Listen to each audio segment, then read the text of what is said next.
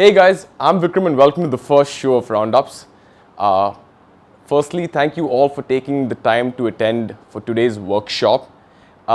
Before we start, I'd like to talk about a few minutes as to what we do and why we've started the show. So Roundups is a personal finance company for millennials. And as most of you all know, we're building an application that helps you save and invest your spare change. So what are we guys doing here today? What is the workshop about, right? So one of the things that we've noticed is the one thing that separates the world's intelligent investors, best CEOs, great entrepreneurs from the rest of the world is the willingness to learn and write knowledge, right? So this show is inspired by Charlie Munger and Warren Buffett, and this is what they have to say about acquiring knowledge. Most of you all who watch 3 Act Fridays know that I'm a sucker for quotes. So here goes. Go to bed smarter than when you woke up, Charlie Munger. Look, my job is essentially just correlating more and more facts and information and occasionally seeing whether that leads to some action. And Charlie, his children call him a book with legs. Develop into a lifelong self-learner through voracious reading, cultivate curiosity, and strive to become a little wiser every day, Charlie Munger. So the reason why we're here today is we want to bring together a group of people who have the same willingness to learn and the curiosity as these wise men.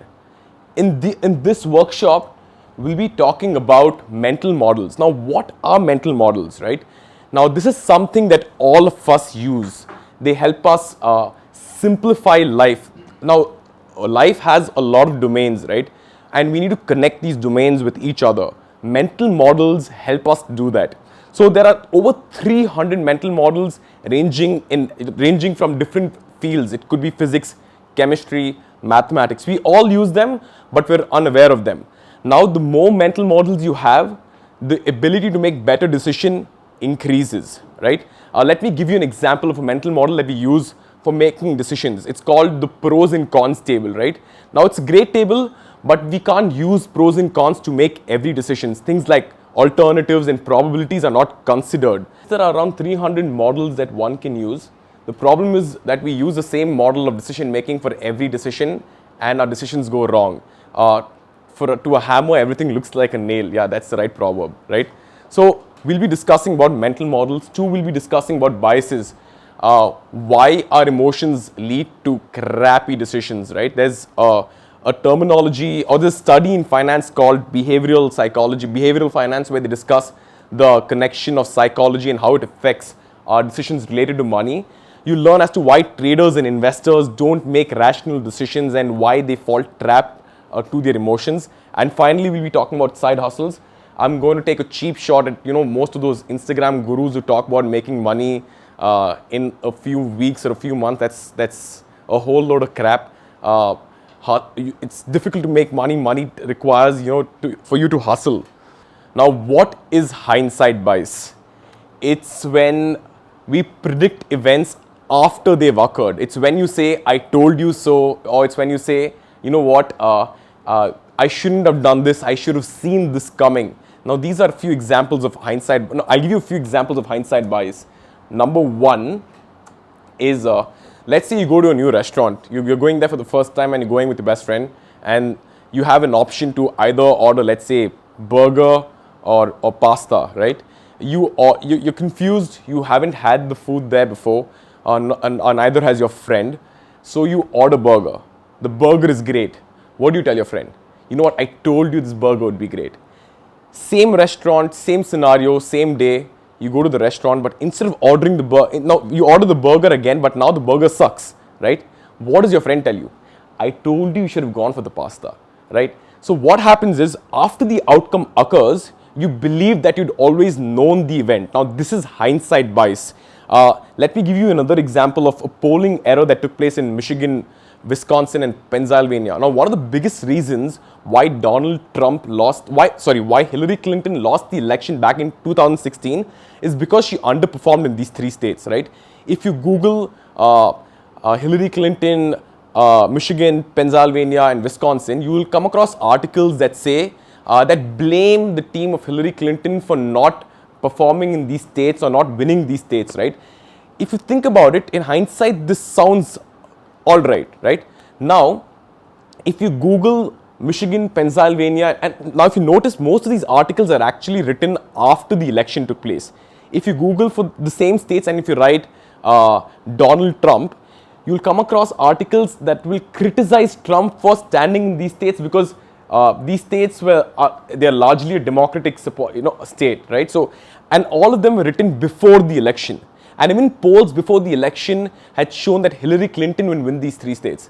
Now, how could the campaigning team known that they would have lost, they're going to lose these states, right? So these are results of hindsight bias, where you predict the outcome, but only after the outcome occurs. So there's a technical term called memory creep.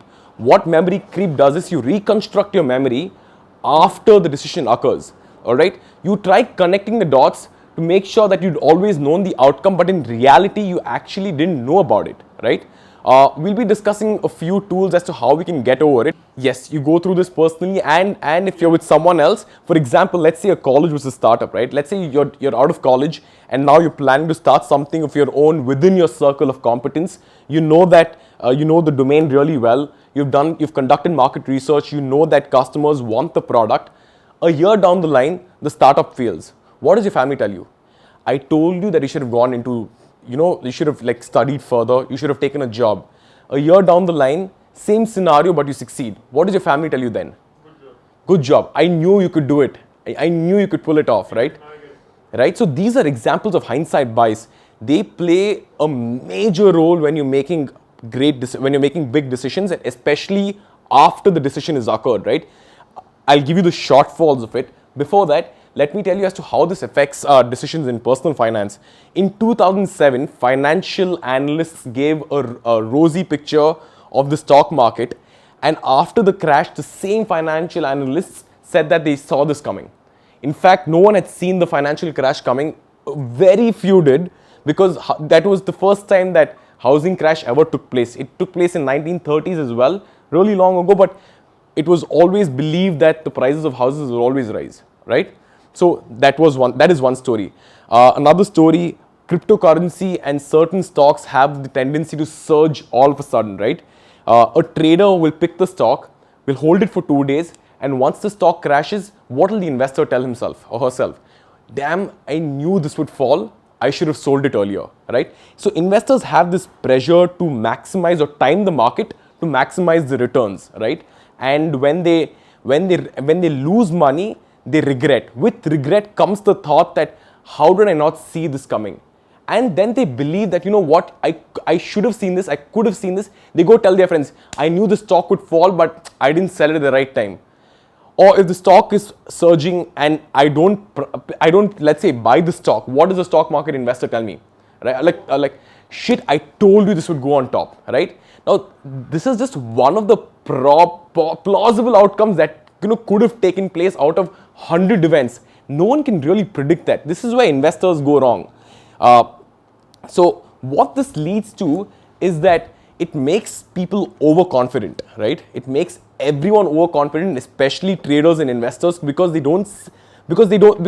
believe that they see things coming, when in reality they actually don't, right?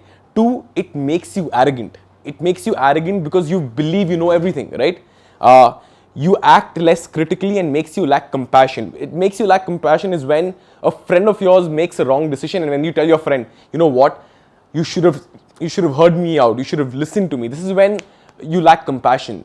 Hindsight bias has these major shortfalls. Now, how do we get over these? One is you tell yourself, I can't believe I didn't see that coming. 2 is I knew it all along. When you tell yourself, I told you so. So these are like obvious cues of hindsight bias.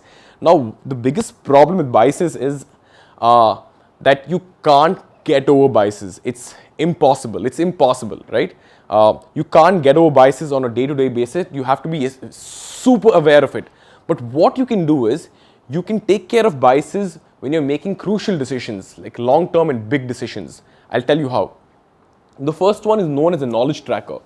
Now, what a knowledge tracker does is, after the event has occurred, if you want to remember that if you've actually known the outcome or not, you make these 4 tables where you write down what you knew before the decision, the actual decision, the outcome, and the stuff you know after the outcome. So this is a decision made by someone who wanted to shift job and go to Boston, but he didn't really like the weather at Boston. So stuff before the decision, he knew the average temperature, the length of the winter and the snowfall in Boston. He knew the details about the job opportunity and the experience from one visit that they had. The person decided to take the job in Boston and the person quit in 6 months. Generally, people would tell themselves, you know what, I should have seen this coming. Your parents tell you, you know what, you shouldn't have gone there. I told you so. But after you actually track your decision, if you notice, you actually have experienced your weather in Boston for the first time. You really wouldn't have known how the weather would be like if you haven't stayed there for a long time, right? Two is, you'll only know about the job once you experience the job. There's no way one can predict what a job would be like before the decision, right? And finally, you know that you've quit after 6 months. So if someone knew all of this before the decision, they wouldn't have taken the job. So there's sometimes no point regretting these decisions, right? And you can't see these events play out as per your knowledge. The problem with a knowledge tracker is people don't like to be wrong. So whenever you try remembering something, you'll always be biased to think, and you'll think that you've always known some of the things that you actually didn't know, right? These are some of the shortfalls. So there's another method, and we call that a decision journal. Now this is a template to make good decisions. Jeff Bezos makes all of his executives write decisions on paper, because when you write, you actually learn things properly. So I've attached an example here along with a template, all right? Crucial decision, right? Whenever you're making a crucial decision, it's important that you go through certain points, right? If you actually take a look at the empty paper, they mention things like physical state or your mental state when you're making a decision, because you'll realize when you're tired or when you're sleepy or when you're emotional, you tend to make really bad decisions, especially crucial ones. So the point of the mental state is that whenever you're making a decision, make sure that you're taking the right mental state of yours. And if you'll notice that whenever you're anxious or angry, you always end up making the wrong decision, right? So one is you put in your mental state. The second one is where you put in the situation or context of the decision that you're going to make, right? Third one is when you write the problem statement as to why you're going to make that decision. And finally, the variables that govern the decision, right? So this is related to the decision. Now, a lot of people don't consider a few things, that is the complexities, right? So I was speaking to a friend of mine a few days back, and I wrote down some of the problems that could occur if I made the decision. And the first thing he said to me was, why are you so negative about the decision? The thing here is people have to come across or foresee what can probably go wrong in the future so they can safeguard themselves against those things, right? Now, whenever you make a decision, there's a probability of you succeeding that could range from 0 to 100%, right? If your probability is only 40%, you'll have to write down your complexities to make sure that you're going to hit that 40% range, right? So, risk assessment. So back when Steve Jobs sold Pixar to Disney for $1 billion, he used the pros and cons table, right? And back then Bob Iger was the CEO. So Bob Iger enters the room, and everyone was pretty scared of sitting with Steve Jobs in a room alone because of his temperament problems. And Steve Jobs starts mentioning all the con things or things that can go wrong, right? Bob Iger thought that this is a waste of time, and Steve Jobs had called him to mock him, right? He wrote down 10 things that can go wrong with the decision. And then Steve Jobs wrote one pro. This will be the world's greatest sale, or if Pixar merges with Disney, it's one thing that will revive Disney, because back then Disney was failing. Only after Disney bought Pixar did they launch Marvel and come out with some of the great movies. And along with the pros, Steve Jobs wrote 5% chance that this deal will go through, right? And then he mentioned all the complexities or the problems that could possibly happen when the deal goes or when the deal takes place, right? So whenever you're making a crucial decision, make sure that you are writing down the complexities. Then alternatives that are seriously considered. So how many of us actually write alternatives and think of other possible solutions that we can use to overcome the problem, right? I never used to do it, to be very honest. I had always one solution, and I knew that it's either black or white, either it happens or it doesn't happen, right? And then you explain the range of outcomes along with the probabilities. If you make a decision, 100 things can happen. 100 things can happen a few years down the line. You have to predict as many outcomes as possible and give them probabilities to it, and finally you write the outcome down, right? Now, how this helps us with hindsight bias is, a year down the line or 6 months down the line, when you review your decision, you'll actually know what you've thought of and how did it pan out. What happens with this is, the more crucial decisions you write down, you will be able to make better decisions because you'll know where your flaws are. So one thing I noticed was, I was overconfident with every decision I made. Overconfident. Two, I've always thought execution is going to be very easy. Only when I started writing these decisions down, I realized where I'm going wrong. How do I slow down? It's very important that you slow down and write good decisions. So this is a decision made by the founder of FS Blog, right? Before he he wants to start charging people for his blog, but he's not sure. So the only reason I've attached this is, you can go back home and read as to how a good decision is actually made, right? And you can use this to make any crucial decision that you're going to make. It could be hiring employees, it could be growing your organization, it could be changing jobs, it could be learning a new skill. But whenever you're making a decision, make sure you note it down, right?